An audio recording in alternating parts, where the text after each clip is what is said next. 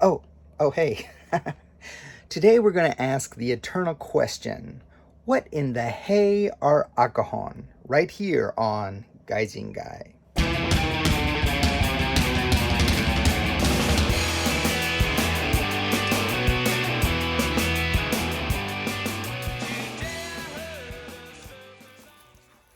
Hey Gaijingaigers, welcome to the second JINGAICLOPEDIA, where today we're going to take a look at AKAHON Manga. So AKAHON were founded in and around Matsuyamachi in Osaka, a wholesale distribution area where many toy stores and bookstores were. So AKAHON were called red books because of the copious amounts of red ink on covers, but actually their defining trait is not the color. It's that they are books not sold through typical book selling distribution routes. Now, you could see them at toy stores, at candy stores called dagashiya, at nighttime sidewalk stalls called yomise, and at holiday festivals, ennichi. Prices range from about 10 to 50 yen. Nicer ones were about 70 to 90 yen at the most. Nowadays, 1 penny is about 1.2 yen, but then 1 penny was about 5 yen thanks to the artificially inflated rate. Now this eventually settled down to 3.6, which it stayed for quite a while. You could get AKAHON for mere pennies back in the day. Well, yen pennies. Yennies, if you will. Sizes were typically B6 to B7. B7 is half of B6. But also B8, which is half of B7, was quite popular. This size was called mamebon, or like bean-sized, or what we would call like peanut is tiny, so they say mame is tiny. Mamebon was common. Many of AKAHON didn't list creators or publishers or published dates. Some were copies of comics, basically using the same print templates. They would just reuse them for a different, cheaper publisher. Okay, I'm going to make the first cut into my snake skin. By the way, this is not a tutorial. Well, I want 3 equal pieces. Okay. Basically, like sometimes they would use the same interior and just slap a different cover on it, you know, for variety. You also had publishers that were actually trying to make some decent content, but most of it was fly-by-night, quick buck publishers. Showa 23 to 25 was the peak, and they were basically gone by Showa 30. So the way to calculate Showa era, to convert Showa era dates to our calendar, is add 25 and then add another 1900 onto that. So Showa 23, the beginning of the AKAHON boom, is 1948, and it peaked 1948 to 1950 and was gone by about 1955, which we know is the beginning of the big Kashihon boom, even though they were there before that. Yeah, that's what we know. Cut. All right.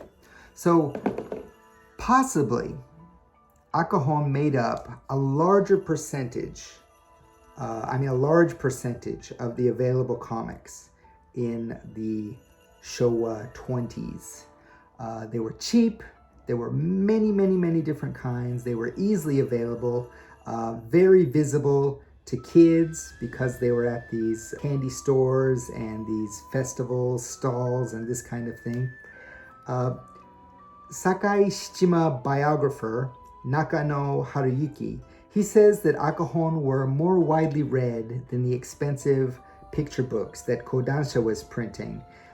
There was very little there's very little research on AKAHON and very little verifiable data on AKAHON. So we kind of have to rely on the memories of people looking into that era. So these AKAHON didn't print publishing information, or they often didn't have the creators' names, and there was not a lot of paper as far as like records of what was being printed where, or sold to who, or delivered where.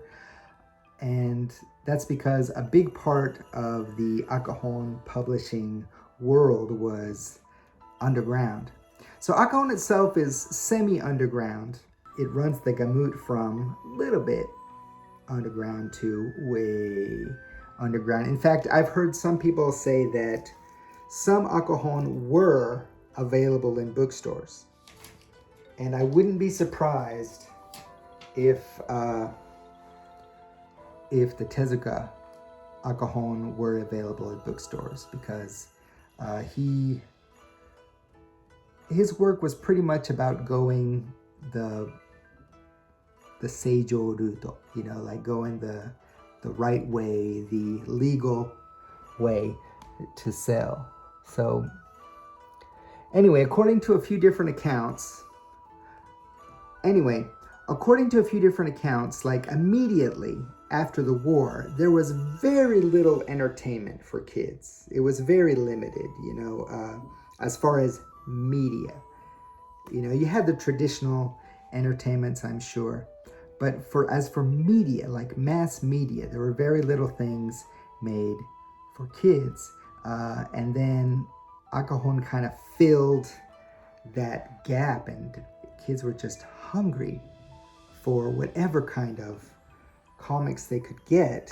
So it didn't matter if the AKAHON was poorly printed on crappy paper, or if it was bootleg or whatever. It was comics. And I know exactly what that's like. I mean, I remember, like right now, you have all these, oh, I didn't warm you up. I'm gonna laminate me some snakeskin bookmarks. Right now, you have all these Marvel movies, etc., DC movies, superhero movies. So many superhero movies that you've got people saying, I'm so sick of superhero movies. That's how many superhero movies we have. And movies based on comics, you know, when, you know, it would be like one in a blue moon, you know, possibly. And it would not be like a A-list blockbuster film that we're talking about. It would be a TV show in the 70s with questionable effects that didn't last that long. So, or cartoons. And so, you know, anything that came out, like on TV, anything that even slightly related to comics, I would get super excited about. So, you know, I can imagine what that might have been like. So anyway, when we talk about AKAHON, one of the nice ones, the ones that we definitely like discussion will turn to because it's one of the most famous ones, is 1947's SHIN TAKARAJIMA, New Treasure Island, which I've mentioned tons of times before already on this channel. We keep coming back to it. Planned and written by Osaka native SAKAI Shichima. He asked a up-and-coming medical student and fellow Osaka native to do the art, and apparently mentored the young artist as work progressed. So let's talk about Sakai for a sec. This is all based on information I gleaned from the biography by the previously mentioned Nakano Harayuki. And much of that book is from direct quotes from people who worked with Sakai and were around for some of the meetings between Sakai and this young medical student. So Sakai and publisher Ozaka Tokyo, they put together a magazine called Manga Man, okay? And in the first issue, they sent out a call inviting young, new, fresh artists to start a new manga revolution. Join the Kansai Mangaman Club. And manga were sent in from all over Japan, from young ones, you know, wanting to join the club. And the art ranged from great to really bad. So, on July 8th, 1946, Ozaka, the publisher, he brought in Kansai Mangaman Club member number 2, and this is a big deal, you know. You're number 2, you know, you're the second one to send in a letter. And his name was Tezuka Osamu. Sakai died in 1969, and in later printings of Shin Takarajima, the Takara character, the kanji character, was simplified. Pages were relaid out, tons of panels were redrawn, and Sakai's name is basically removed from the cover. But contrary to popular belief, Sakai apparently, I'm still getting this from this book, apparently didn't quit comics embarrassed that his work didn't sell, as has been suggested from other sources, but continued to make AKAHON comics until that boom died, and then made many popular kamishibai titles, including Space Boy, Uchu Shonen, and Young Lone Ranger. And I meant Young Lone Ranger, but when I was a kid, I did say the Long Ranger. Anybody else call him that? The Long Ranger, until you figured out it was lone? No? And he worked on popular animated shows such as Obake no Kyutaro, you know, Kyutaro the Ghost. There is speculation as to exactly how successful Shin Takarajima was. According to Tezuka, 300,000 to 400,000 copies were sold. Twice that many, perhaps according to the publisher Ikue Shuppan. But some manga researchers doubt that number is correct. But from the number of mangaka who chose their path to become mangaka, saw Shin Takarajima and said, oh, that is what I want to do. And it totally blew their minds. This number is a huge number. So it was definitely this epoch-making, game-changing comic. In its original form, by the way, you know. So, you know, it's one of the most impactful comics ever created, because those creators went on to be very influential creators in themselves, and it just goes on and on and on. And this is really why Tezuka is called the God of Comics. Not just that he created an incredible amount of works, but that he inspired so many different creators. And even, you know, you could even say that the people who were inspired in reaction to Tezuka, like, I want to do something different than that, that's still influence in my book. So definitely an important figure. So Shin Takarajima, this means New Treasure Island, based on Robert Louis Stevenson's famous adventure tale. And just like this, most AKAHON were about following what was popular at the time. Now, what I showed in a video, I think last time, when I was talking about Astro Boy's first appearance, and I showed an earlier issue of the monthly magazine Shonen, what I was talking about there is that Treasure Island was being serialized in that magazine.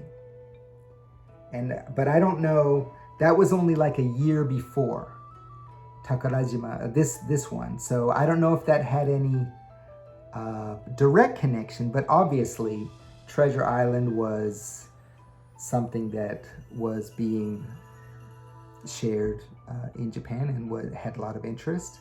So anyway, what AKAHON did is they always, because they were such quick turnarounds, such cheap things generally, is that they would just capitalize on whatever's popular, you know?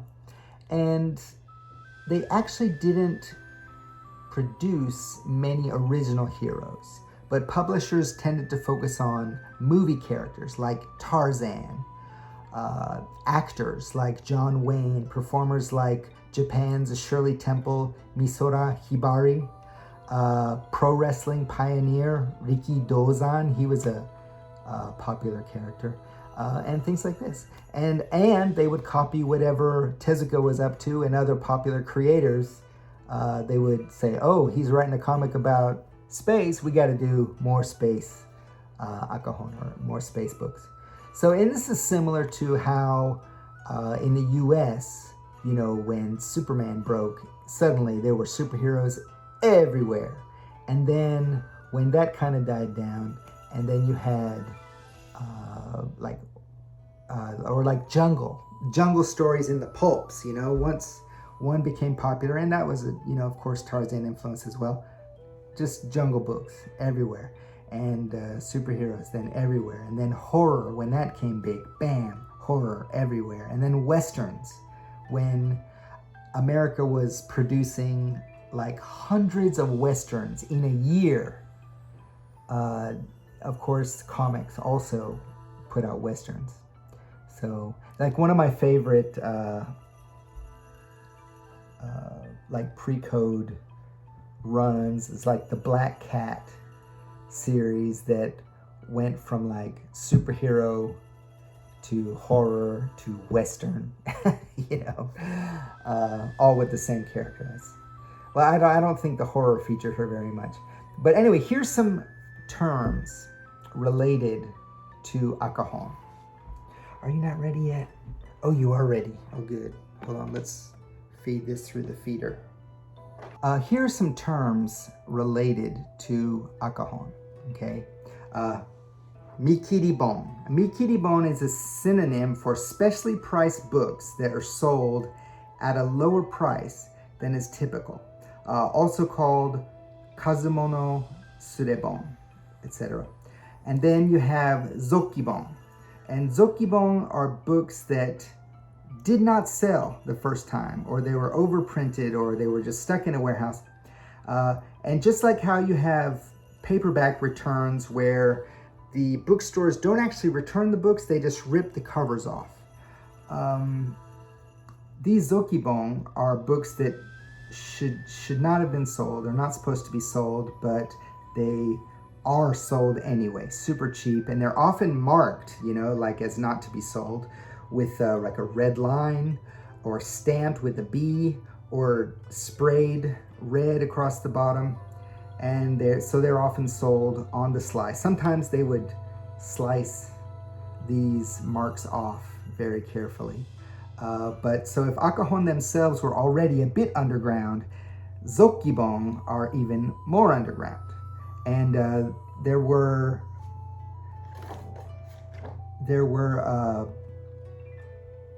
you know, unscrupulous vendors that dealt mostly with these zokibon called zokiya.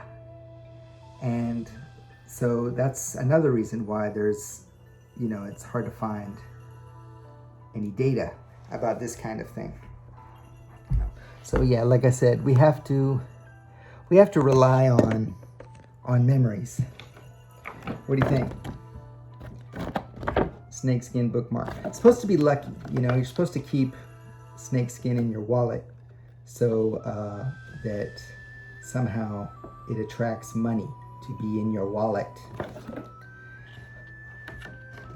So like I said, we have to depend on memories. Where's my skizzers? Okay. We have to depend on memories and of people like Takano Shinzo, who he recalls seeing something called omiyagebon, which basically like a seller in Ueno's Ameya Yokucho, under one of the like bridges for the Yamanote line, and they would have these shops underneath, and they would be selling a whole bound like group of akahon in like a brick, and it would be tied up with ribbon and written omiyage or gift on a piece of paper printed in red. And this was right near the Ueno Zoo, so it's basically people would come from afar to come to the Ueno Zoo, and then as a keepsake or a memorial, they would buy some omiyage, some gift, not necessarily to bring and give someone else, but maybe to remember the trip. And so this omiyage bon was apparently part of that. Now, by the mid-1950s,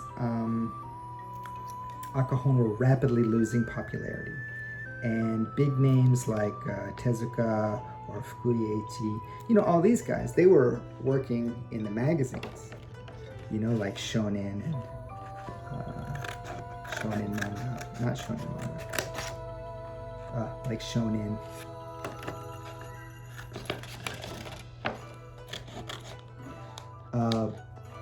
And so those monthly magazines, the quality was really good, much better anyway.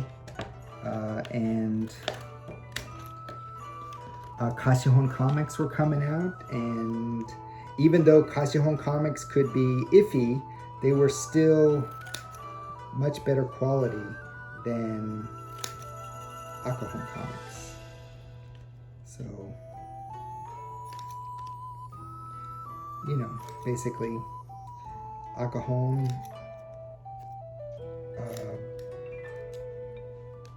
kind of morphed into Kashihon. We also know that around the same time you had Kamishibai, the paper theater, and that also fed into Kashihon. So, you know, akahon had a little bit of